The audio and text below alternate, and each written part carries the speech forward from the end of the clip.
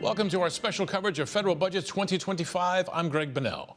The Liberal government has tabled a fiscal plan aimed at supporting the economy as trade uncertainty forces a pivot in Canada's economic strategy.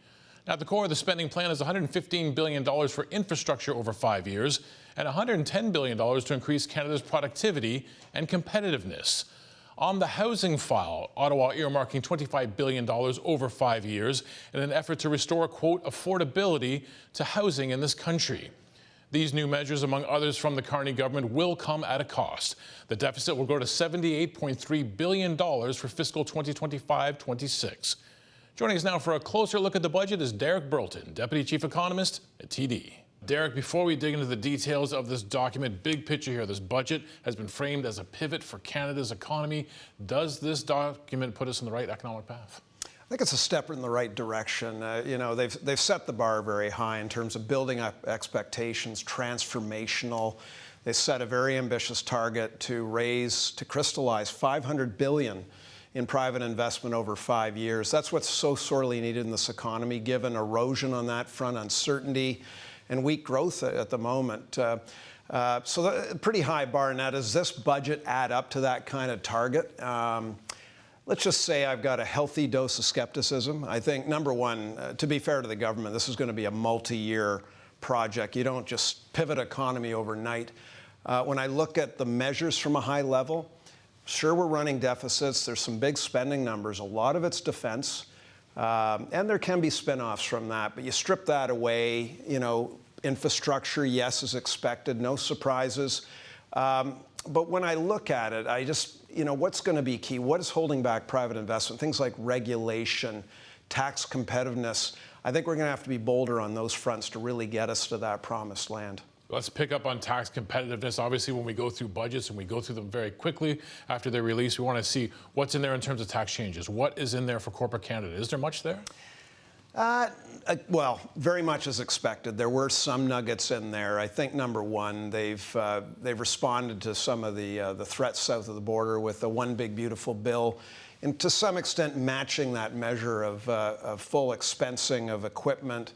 It's fairly broad-based. That was very similar to the measure that was in the last year's fall economic statement that was never implemented because the government fell. So I didn't see a measure that was far beyond that. But that certainly is a step forward. The other thing is they've improved the what we call the SHRED, which is a scientific research write-off for experimental and innovation spending. That has been enhanced. That's another tick.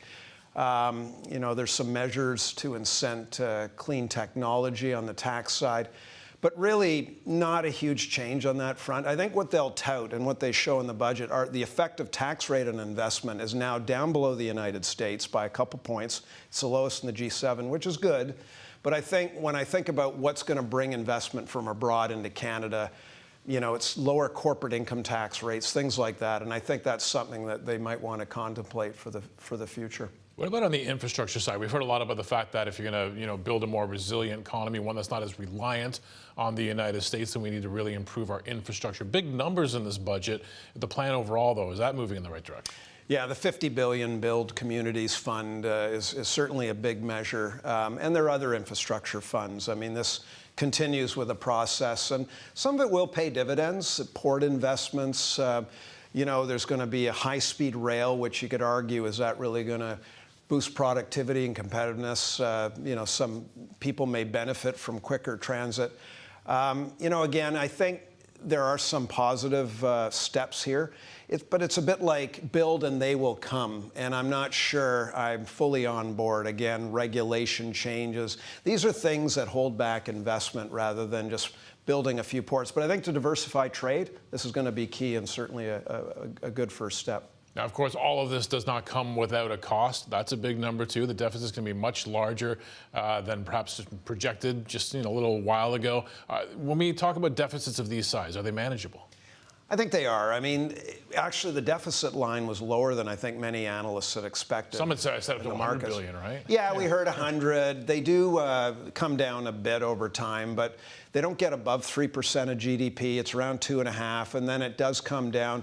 They are focusing on extracting efficiencies from government, cutting back the federal workforce by 40,000.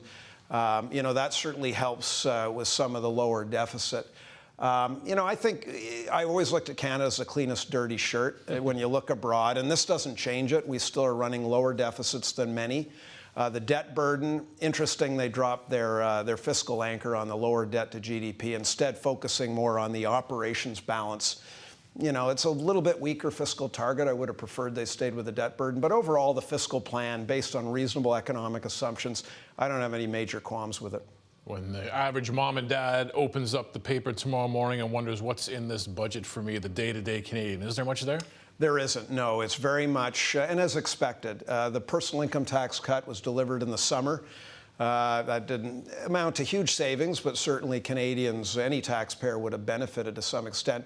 This budget, it's really focused on infrastructure, investment, and removing some of the corporate roadblocks, fast-tracking investment.